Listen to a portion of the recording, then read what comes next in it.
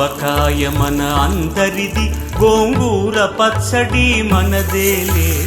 ఆవకాయ మన అందరిది, గోంగూర పచ్చడి మనదేలే.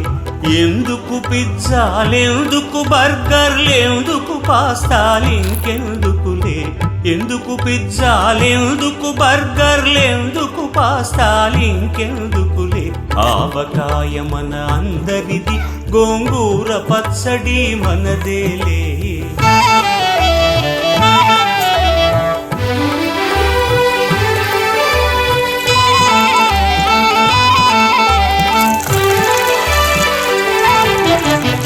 ఇడ్డెన్లలోకి కొబ్బరి చట్నీ, పెసరట్టులోకి అల్లమురా.